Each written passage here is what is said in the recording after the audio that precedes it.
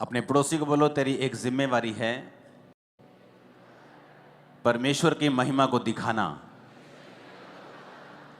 तेरी ये पर्सनल जिम्मेवारी है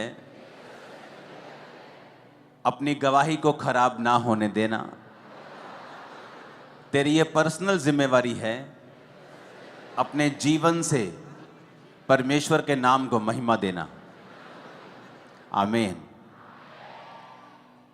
आपकी लाइफ ब्लेस करता है परमेश्वर जब आप पर्सनल जिम्मेवारी लेते हैं कि मैं खुदावन पर्सनल जिम्मेवारी लेता हूं कि मेरी जिंदगी से तेरे नाम को सिर्फ महिमा ही मिलेगी।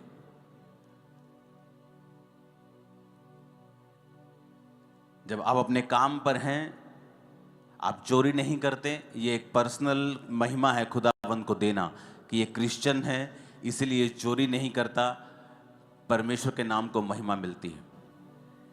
आप अपने मोहल्ले में हैं, आप बाकियों की तरह चुगली नहीं करती, आपको नहीं इंटरेस्ट कि दूसरे के घर में क्या हो रहा है, आपको इंटरेस्ट है कि आज मैंने प्रार्थना की है कि नहीं की, आज मैंने बाइबल पढ़ी है कि नहीं पढ़ी, आज मेरे बेटे ने, मेरी बेटी ने, मेरे हस्बैंड ने परमेश्वर में समय बिताया है कि नहीं बिताया।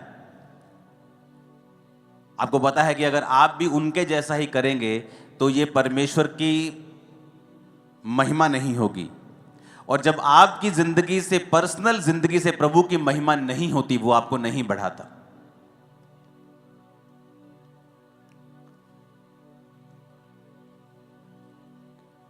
आपकी जिंदगी इस बात पे निर्भर करती है कि आपने अपनी पर्सनल लाइफ से खुदा के नाम को कितनी महिमा दी है। क्या आपने अपनी जिंदगी में ऐसे कुकर्म किए हैं कि परमेश्वर के नाम को निंदा जा रहा है, कि आपने अपनी जिंदगी में ऐसे काम किए हैं कि परमेश्वर के नाम को महिमा मिल रही है। परमेश्वर ने कहा तुम्हारे भले कामों को देखकर लोग तुम्हारे पिता की जो स्वर्ग में है लोग बढ़ाई करें। जब इजरायली लोग निकले वहां से तो बड़े चमत्कार दिखा के निकले। तो जब इजरायली लोग वहां पहुंचे नहीं जहां उनको पहुंचना चाहिए था, तो आप जानते हैं लोगों ने क्या कहा? लोगों ने परमेश्वर के नाम को निंदा दी। परमेश्वर ने कहा इनका परमेश्वर तो बड़ी बड़ी बातें करके इनको यहां से ले गया था, लेकिन वहां नहीं पहुंचाया जहां इन्हें पहुंचाने का वायदा परमेश्वर ने किया था।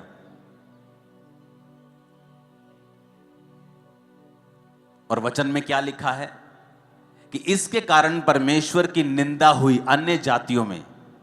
अन्य जातियों ने यह नहीं देखा कि अगर वो इजरायली नहीं पहुंचे कनान में तो उसका कारण, वो कारण नहीं ढूंढा उनको नहीं पता कि वो व्यभिचार के कारण नहीं पहुंचे, वो मूसा के खिलाफ कुड़कुड़ा के वहां नहीं पहुंचे, वो उन्होंने मूर्ति पूजा की इसलिए वहां, वो उन्होंने कुछ नहीं देखा। उन्होंने सिर्फ यही देखा कि ये वहां पर नहीं पहुंचे क्योंकि परमेश्वर ने पहुंचा नहीं पाया। और बाइबल कहती है अन्य जातियों ने परमेश्वर के नाम की निंदा की। आपके कारण अगर परमेश्वर के नाम को महिमा मिलेगी, परमेश्वर आपको पब्लिकली रिवॉर्ड करेगा और बढ़ाएगा। और अगर आपके कारण परमेश्वर के नाम को निंदा मिलेगी, अगर उसको महिमा मिलेगी वो आपको बढ़ाएगा, अगर उसको निंदा मिलेगी वो आपको बढ़ाएगा नहीं, वो आपको घटाएगा। और ये शुरुआत होती है छोटे लेवल से। जब आपको कोई नहीं देख रहा और फिर भी आप परमेश्वर में वफादार हैं, तो परमेश्वर आपको आगे लेके जाता है। उस चोरी को, उस व्यभिचार को कोई नहीं देख रहा, किसी को मालूम नहीं होगा, लेकिन परमेश्वर को मालूम होगा, जो बढ़ाने और घटाने वाला परमेश्वर है। जो ये कहता है मैं ही मरहम लगाता हूं, मैं ही घायल करता हूं, मैं ही पट्टी बांधता हूं, मैं ही मारता हूं, मैं ही जिलाता हूं। रोमियो 2 उसकी 24 आयत में आप स्क्रीन पर देखेंगे, सिर्फ नोट करेंगे और पढ़ेंगे घर जाके इसको। क्योंकि तुम्हारे कारण अन्य जातियों में परमेश्वर के नाम की निंदा की जाती है। इसमें परमेश्वर कंप्लेंट करता है कि तुम्हारे कारण, परमेश्वर ने यह नहीं कहा मेरे कारण या शैतान के कारण कि शैतान कर रहा है। परमेश्वर ने कहा नहीं, तुम्हारे कारण परमेश्वर की निंदा की जाती है अन्य जातियों में।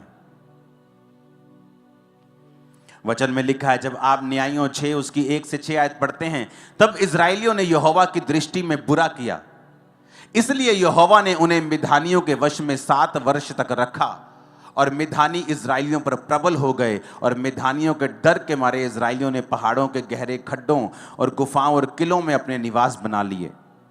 जब जब इजरायली बीज बोते तब तक मिधानी, अमालेकी और पूर्वी लोग चढ़ाई करके सब कुछ खत्म कर देते थे। अब अज्जा तक छावनी डाल डालकर भूमि की उपज नष्ट कर डालते थे और इजरायलियों के लिए ना तो भोजन वस्तु, ना भेड़ बकरी, ना गाय बैल, ना गधा छोड़ते थे। 6 आयत में लिखा, मिधानियों के कारण इजरायली बड़ी दुर्दशा में पड़ गए। तब इजरायलियों ने यहोवा की दुहाई दी। और पहली लाइन में फिर पढ़ेंगे, इजरायलियों ने यहोवा की दृष्टि में बुरा किया, इसलिए यहोवा ने उन्हें मिधानियों के वश में 7 वर्ष तक रखा। अब यहां शैतान प्रबल नहीं हुआ उनके ऊपर। यहां कहीं नहीं लिखा कि शैतान ने उनको अपने वश में कर लिया। परमेश्वर ने कहा वो परमेश्वर से मुड़ गए और इजरायलियों ने पाप किया, इसलिए परमेश्वर ने उन्हें मिधानियों के यानी उनके दुश्मन के वश में 7 वर्ष तक रखा। इसलिए नहीं कि शैतान भारी था। मैं आपको बताना चाहता हूं कि जब आप मौका देंगे शैतान को, अन्य जातियां खुश होंगी। नहीं तो अन्य जातियों के पास 0.11%, 0.0001% भी पावर नहीं है आपके ऊपर रेन करने की, आपके ऊपर चढ़ने की। मैं आपको बताता हूं, आप परमेश्वर के दास और दासियां हैं। उसके बेटे और बेटे किसी की औकात नहीं है आपको छू जाए। मैं आपको बता रहा हूं।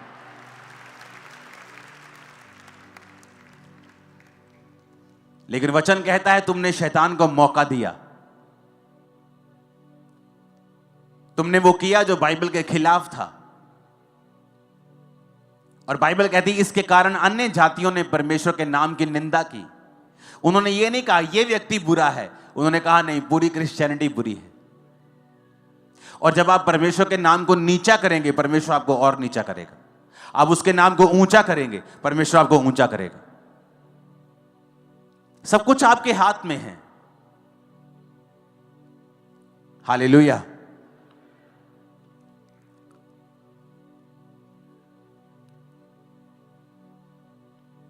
तब क्या हुआ? 7 आयत में लिखा है, न्यायियों 10 उसकी 6 से 10 जब आप पढ़ते हैं, 6 में लिखा जब इजरायलियों ने यहोवा की दृष्टि में फिर बुरा किया, तो 7 आयत में लिखा है यहोवा का क्रोध इजराइल पर भड़का और उन्हें पलिश्तियों और अमोनियों के अधीन कर दिया। पूरी बाइबल आप पढ़ के देखो, जब जब इजरायलियों ने बुरा किया, परमेश्वर ने उन्हें दुश्मन के वश में कर दिया। एक सताव होता है आपको बढ़ाने के लिए होता है, एक होता है कि आप अपनी गलतियों की वजह से उस चीज में पड़ते हैं। और यहां पर अगर आप बाइबल में पूरी बाइबल को ध्यान से पढ़ेंगे तो वचन में लिखा है कि हमेशा इजरायली फंसते थे अपने पाप के कारण और फिर परमेश्वर की दुहाई देते थे। परमेश्वर उन्हें फिर छुड़ाता था, फिर वो परमेश्वर में बिगड़ जाते थे, फिर वो दुश्मन के वश में चले जाते थे, फिर परमेश्वर की दुहाई देते थे और फिर परमेश्वर ने छुड़ाता था। ऐसा चलता रहा कितने 100 सालों तक।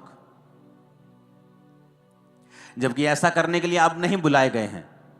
आप बुलाए गए हैं, बाइबल कहती है, परमेश्वर के गुणों को दिखाने के लिए, परमेश्वर की ग्लोरी को दिखाने के लिए, उसके गुणों को दिखाने के लिए, उसकी पावर को दिखाने के लिए।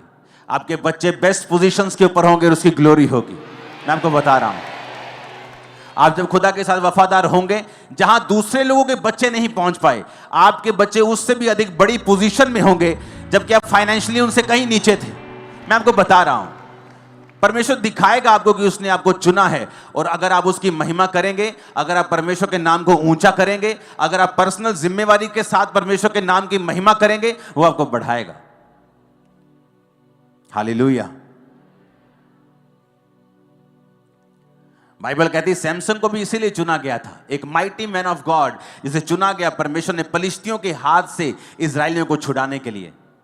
पर वचन कहता है उसकी एक कमी थी, औरतों के पास जाना, वैश्याओं के पास जाना उसकी कमी थी। और वचन कहता है उस कमी के कारण उसने अपना भेद औरत को बताया, उसने उसके सारे बालों को जिसमें उसकी पावर थी काट दिया। और जब फिर पलिश्ती उस पर कब्जा करने के लिए आए, उसने सोचा अभी भी मैं ऐसे लटों को झटकाऊंगा और ऐसे ही परमेश्वर का आत्मा उस पर उतरेगा। तो वचन कहता है आत्मा उतरा नहीं और उसने सैमसन को वश में करके उसकी आंखों को नोच लिया।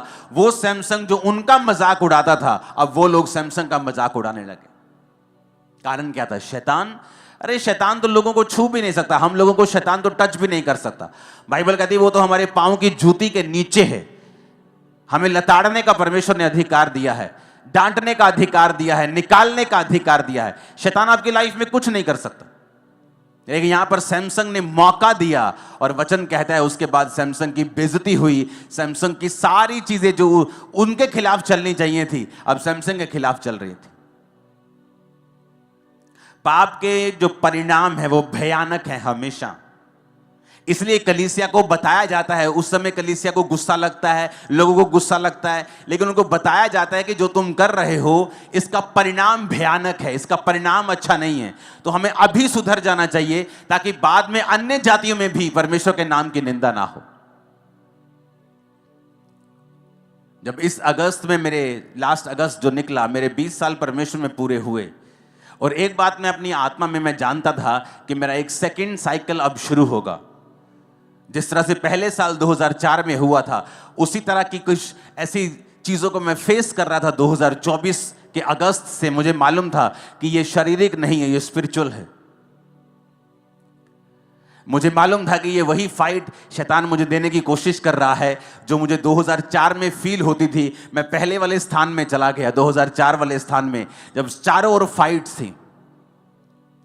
लेकिन मैं आपको बता रहा हूं, उन दिनों में प्रार्थना से, फास्टिंग से, फिर वही चीजें, फिर वही प्रार्थना, फिर उसी तरह, मैं नहीं जानता अपनी लाइफ में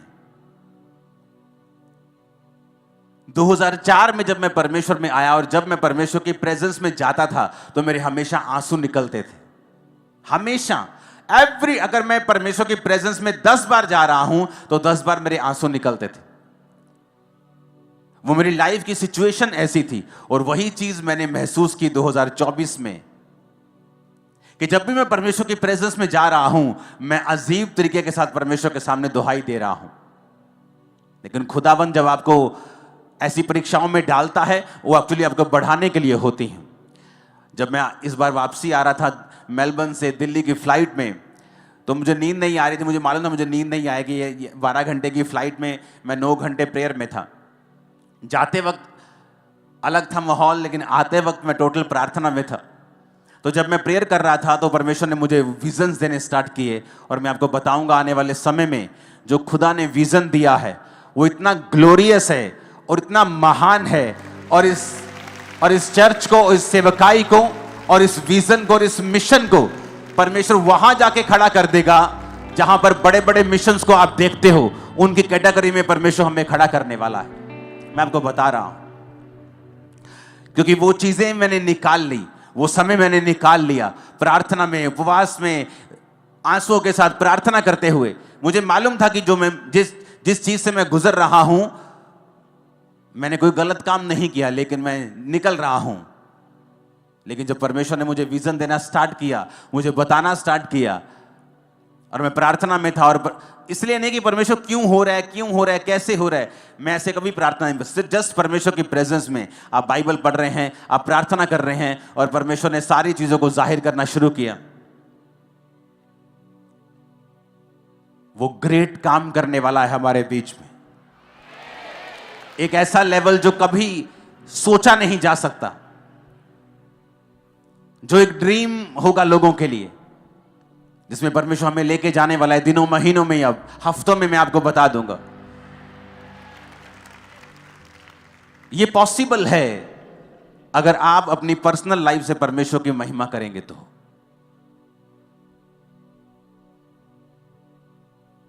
अगर आप अपनी वाइफ के सामने भी ब्लू फिल्म देख रहे हैं, आपने अपनी पर्सनल गवाही को खत्म कर लिया है। अगर आपकी फैमिली को पता है आप झूठ बोलते हैं, तब भी आपने अपनी पर्सनल गवाही को खत्म कर लिया है। आपकी पर्सनल टेस्टिमनी आपके लिए सबसे बड़ा ट्रेजर है, सबसे बड़ा धन है, सबसे बड़ा खजाना है। आपकी गवाही जो आपको अपने आसपास लोगों को पहले बतानी है।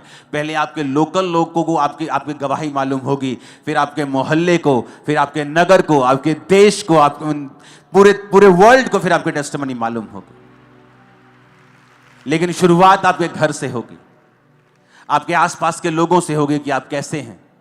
हो सकता है कई साल आपकी सिचुएशन चेंज ना हो और परमेश्वर ये चेक करे कि आप कैसे हैं। जो विजन, जो मिशन परमेश्वर ने आपको दिया है, कि आप उसको संभाल पाएंगे, कि आप उसके काबिल हैं, वो आपको परखेगा कई तरीकों के साथ। और मैं लोगों को एक मैसेज देना चाहता हूं जो परमेश्वर ने आज अभी इस मीटिंग में आने से पहले मुझे दिया है। जिन लोगों को लगता है कि परमेश्वर के नाम को ऐसा बोला जा रहा है किसी व्यक्ति के कारण या किसी के कारण, उनको एक वचन जो परमेश्वर ने मुझे दिया मैं आपको देना चाहता हूं। यहोजकेल 36 उसकी 23 हम सब पढ़ेंगे भी, सब स्क्रीन पर भी देखेंगे, सब बाइबल की ओर भी देखेंगे अगर बाइबल आपके पास है तो। परमेश्वर कहता है, मैं अपने बड़े नाम को पवित्र ठहराऊंगा। जो जातियों में अपवित्र ठहराया गया, जिसे तुमने उनके बीच अपवित्र किया, और जब मैं उनकी दृष्टि में तुम्हारे बीच पवित्र ठहरूंगा, तब वे जातियां जान लेंगी कि मैं यहोवा हूं। परमेश्वर यहोवा की यही वाणी है। परमेश्वर की आत्मा ने कहा, आने वाले दिनों में ऐसे कार्य होंगे, ऐसे काम होंगे कि ये पूरी जातियां परमेश्वर को पवित्र ठहराने लग जाएंगी, और खुदा अपने आप को खुद पवित्र ठहराएगा, और क्रिश्चियनिटी की नाम की बल्ले बल्ले होगी, और ऊंचाई आप देखेंगे इसके। और आमीन, ऊंचा चाहिए चर्च। ये होगा अब।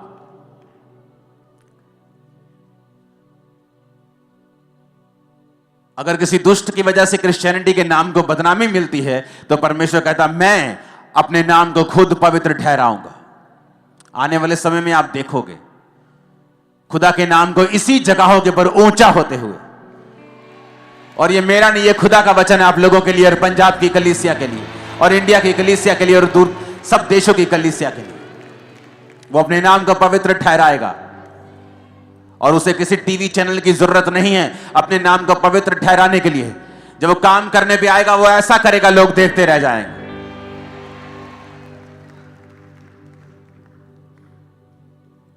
और परमेश्वर कहता है, जातियां जान लेंगी कि मैं यहोवा हूं। हालेलुया। परमेश्वर हमें एग्जाम्पल्स देता है किस तरह से हमें चलना है और किस तरह से नहीं चलना है। इसलिए बाइबल में जब भी आप देखेंगे तो परमेश्वर के जो लोग थे उनकी गलती को छुपाया नहीं गया है। यह नहीं कि अगर दाऊद ने व्यभिचार किया तो उसकी गलती को छुपा दिया कि दाऊद ने नहीं किया। परमेश्वर ने बताया कि दाऊद ने व्यभिचार किया और उसकी वजह से दाऊद को मुसीबतें सहनी पड़ी, उसके घर में तलवार चली, दाऊद को फिर नंगे पांव वहीं भागना पड़ा जहां से उसने शुरुआत की थी। दाऊद ने कहां से शुरुआत की थी? उन्हीं पहाड़ों में जहां वो अपने पिता की थोड़ी सी भेड़ बकरियों को चराता था, नंगे पांव रहता था, धूप में, पाले में, औस में रहता था। और जब उसने पाप किया राजा बनने के बाद, उसी पहाड़ में उसी नंगे पांव उसको भागना पड़ा और लोग कहते थे ओछा ओछा।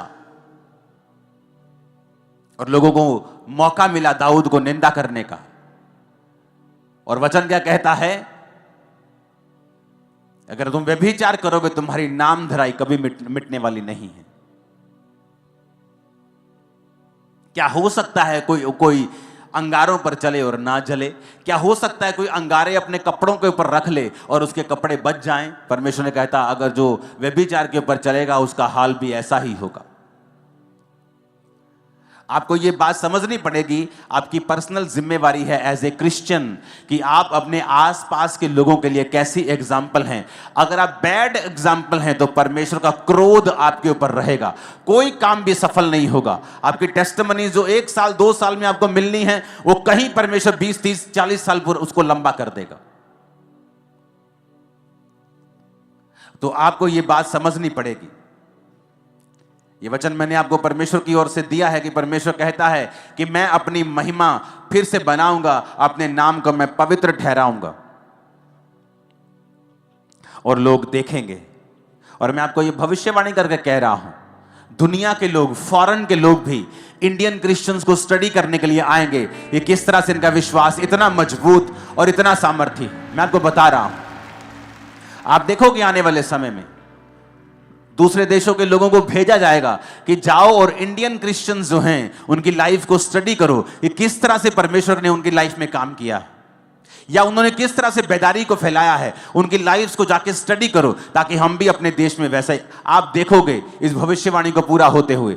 आप गोरे लोगों को मैं आपको बता रहा हूं, मोरक्कन को, आप बड़े लोगों को, तुर्कियों को, आप बड़े लोगों को देखोगे, खासकर व्हाइट स्किन लोगों को आप ज्यादा देखोगे इंडिया में आते हुए, पंजाब में आते हुए, जस्ट स्टडी करने के लिए कि परमेश्वर ने इनकी लाइफ में कैसे काम किया और कैसे सुसमाचार ये फैलाते हैं, क्यों ये परमेश्वर इनकी लाइफ में इतना बड़ा काम कर रहा है। वो आपकी स्टडी करने के लिए आएंगे और खुदा के नाम की महिमा होगी। वो अपने नाम को पवित्र ठहराएगा, उसका नाम ऊंचा होगा। आप ऊंचा करेंगे, मैं ऊंचा करूंगा यीशु मसीह के नाम में। Hallelujah, hallelujah. एक समय होता है आप परीक्षाओं से गुजरते हैं, एक समय होता है परमेश्वर फिर आपको फल देता है। लेकिन आप ये मेक श्योर करें कि आपकी परीक्षा आपके पाप की वजह से ना हो, आपकी परीक्षा आपके बढ़ने के लिए हो, वो परमेश्वर की ओर से हो, शैतान की ओर से ना हो। हालेलुया। अपने मन से बात करो धीरे धीरे शब्दों में कि आज से मैं परमेश्वर की जिम्मेवारी लूंगा और मैं खुदा के नाम को महिमा दूंगा। एक भी कर्म नहीं ऐसा करूंगा कि परमेश्वर के नाम को निंदा मिले। मैं और मेरा घराना हम मिलकर परमेश्वर की सेवा करेंगे। आमीन। ऊंचा ये आशीष हमारी है। हालेलुया। तैयार हो खुदावंद की महिमा करने के लिए? पर्सनल जिम्मेवारी है आपकी लाइफ पर। परमेश्वर आपको देख रहा है, वो जानता है आपको, वो देखता है कि मैंने बहुत से लोगों को देखा है,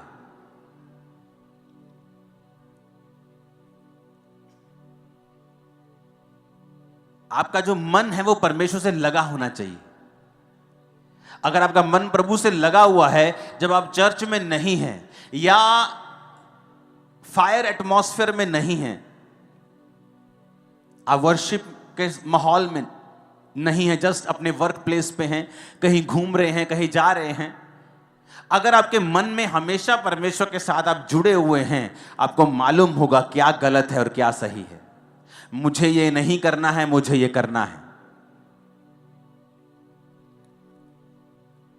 बाइबल कहती है जब आप पाप करते हैं छोटा सा, आपका विवेक निर्बल हो जाता है। क्या हो जाता है? कमजोर हो जाता है। आप छोटे छोटे पाप करते हैं ना, और ऐसे पाप करते हैं आपको मालूम होता है कि ये पाप है, धीरे धीरे वो पाप आपकी लाइफ में रेगुलर हो जाता है। अगर आपके शरीर को थकावट हो जाए एक दिन तो बहुत महसूस होती है, लेकिन जब लगातार वो चलती जाती है आप हैबिचुअल हो जाते हैं कि ये प्रॉब्लम आपकी लाइफ में है। जब एक व्यक्ति छोटे छोटे पाप करता है, आंखों का पाप, व्यभिचार, कुछ मोबाइल पे देख लिया, कुछ गलत काम कर लिया, उसका विवेक निर्बल हो जाता है। जब आप निर्बल हो जाते हैं, तब अगर आप अपनी निर्बलता का इलाज ना करें तो आप मर जाते हैं। और जब विवेक मर जाता है, मैं आपको बता रहा हूं, अगर वो पाप भी करेगा उसका विवेक उसे दोषी नहीं ठहराता। पता है क्यों? क्योंकि उसका विवेक मरा हुआ है। एक मरा हुआ बंदा इल्जाम नहीं लगा सकता। एक मरा हुआ व्यक्ति नहीं कह सकता वो तेरे मुंह पे दाग लगा हुआ है, वो तेरे कपड़ों पे दाग है। मरा हुआ व्यक्ति नहीं कह सकता। जब पाप कर करके विवेक को खत्म ही कर लिया, विवेक मार ही लिया, तो विवेक दोषी क्यों ठहराएगा फिर आपको? फिर विवेक आपको दोषी नहीं ठहराएगा, क्योंकि आपका विवेक तो मरा हुआ है। अगर मरा हुआ ना होता तो इतने बड़े बड़े आप काम ना करते। कितने मेरी बातों को समझ रहे हैं? आप प्रभु में सही चल रहे होते हैं, आप कुछ गलत करते हैं, हल्का सा भी आपके अंदर गिल्टी की भावना आती है। कितने मेरी बात को समझ रहे हैं? चाहे आप थोड़ा सा डांट भी नहीं किसी, आपके अंदर गिल्टी की भावना आती है, गिल्टी फील होता है। लेकिन कईयों को नहीं होता है। क्यों? क्योंकि वो अपने विवेक को निर्बल कर करके विवेक को मार चुके हैं, डेड कर चुके हैं, डेथ हो गई है विवेक की। अब वो कुछ भी कर रहे हैं क्योंकि उनका विवेक उन्हें दोषी कहते। विवेक दोषी नहीं ठहराता तो आप दोषी नहीं। बाइबल ऐसा नहीं कहती। बाइबल कहती है वचन तुम्हें दोषी ठहराता है, सिर्फ विवेक नहीं। अगर वचन तुम्हें दोषी ठहराता है तो तुम दोषी हो।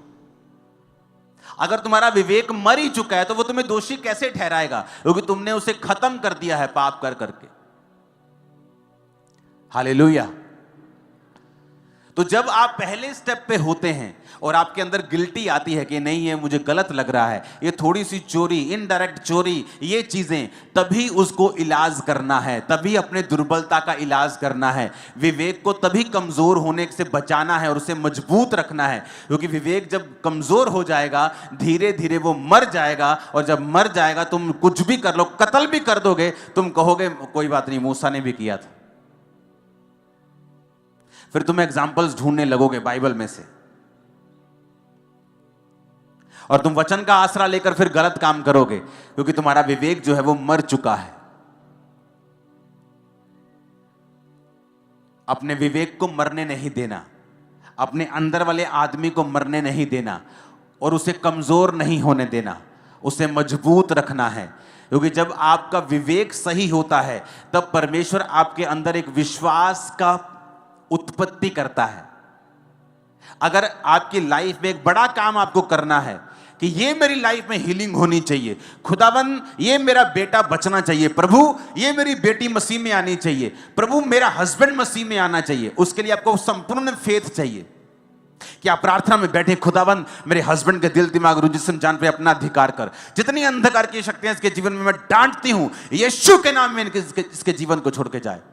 ये दलेरी कब आएगी? जब आपके अंदर विश्वास होगा कि यीशु के नाम में मैं सारे बंधन अपनी लाइफ के, गरीबी के, हमारी लाइफ में जितने गरीबी के श्राप हैं मेरे परिवार पर, मैं सारे बंधन तोड़ता हूं, डांटता हूं यीशु के नाम में। ये दलेरी कैसे आएगी? जब विवेक ऊंचा होगा और विश्वास हाई होगा। जब आपका विवेक निर्बल नहीं होता और आप विवेक मजबूत होता है, आपको पता आप किसी बात में दोषी नहीं, आपका विश्वास टॉप पे होता है। क्यों? जब आपका विवेक सही होता है, आपका कनेक्शन प्रभु के साथ तार जुड़ी होती है। जब तार जुड़ी होती है, प्रभु आपसे बात करता है, आपको सुनाई देती है।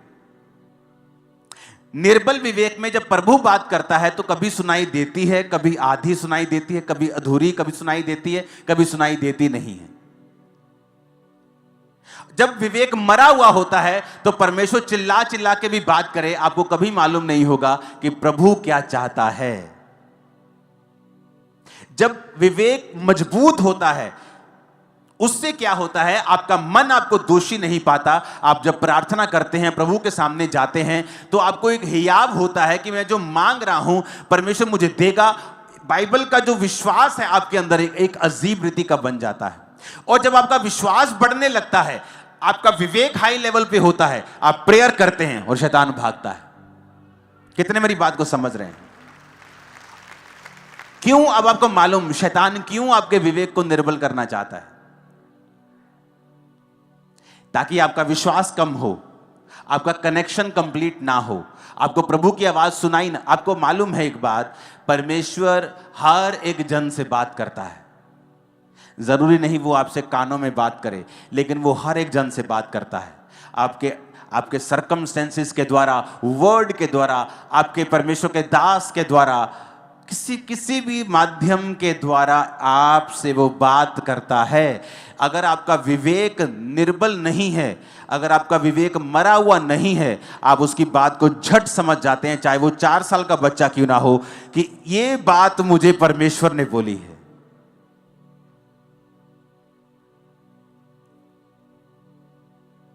हो सकता है आप बीमार हो क्योंकि आप ज्यादा पानी ना पीते हो, कम पानी पी रहे हो, आपकी बॉडी में पानी की कमी हो, और एक 4 साल का बच्चा आपको बोले मम्मा रोज पानी पिया करो, ज्यादा पानी पिया करो, और आपको नहीं मालूम वो प्रभु ने बात की है आपसे।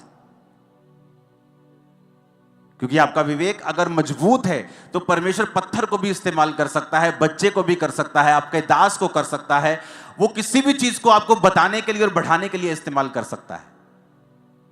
कितने मेरी बात को समझ रहे हैं? और शैतान क्या करता है, वो आपको एक छोटा सा पाप देके आपके विवेक को निर्बल करता है और मार देता है, ताकि प्रभु चाहे चिल्लाए भी आपको कभी समझ नहीं आएगी प्रभु क्या चाहता है। अपने विवेक को जीवित रखें और फिर देखें ये जर्नी कितनी एक्साइटमेंट से भरी हुई है, आशीषों से भरी हुई है। सताव है लेकिन बरकतें बहुत बड़ी हैं। परीक्षा है लेकिन महिमा परीक्षा से कहीं अधिक बड़ी है। और सबसे बड़ी बात, अनंत जीवन कहीं अधिक बड़ा है। जहां इस देश के, दुनिया के बड़े बड़े राजे वहां पहुंच नहीं पाएंगे, बड़ी बड़ी पदवियों के ऊपर बैठने वाले उस अनंत जीवन तक नहीं पहुंच पाएंगे जहां आप और मैं पहुंच पाएंगे। हालेलुया। अपने पड़ोसी को बोलो, अपने अंदर वाले आदमी को, औरतें बोले अपनी अंदर वाली औरत को मरने नहीं देना है, कमजोर नहीं होने देना है, अपने विवेक को जीवित रखना है, मजबूत रखना है। ऊंची आवाज में आमीन खड़काओ जरा, ऊंची आवाज। हालेलुया।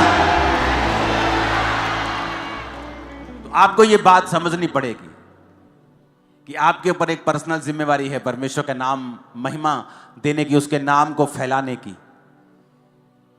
आप फेल नहीं हो सकते। मैंने कहा आप फेल नहीं हो सकते। बाइबल बहुत सख्त है, उसमें तो लिखा है जो परमेश्वर की सेवा करने वाला है वो निंदा से परे होना चाहिए,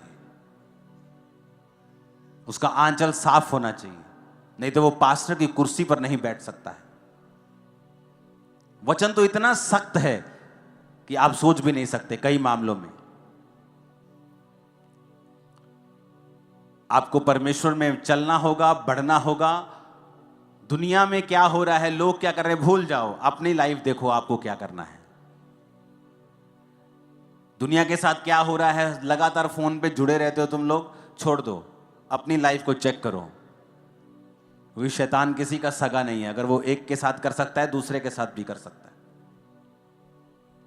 अपने आप को चेक करो, अपने आप को बढ़ाओ, अपने परिवार का ध्यान रखो, अपनी स्पिरिचुअल लाइफ का ध्यान रखो, अपनी संगति का ध्यान रखो। मुझे क्या करना है, अपने हाथों को उठाओ।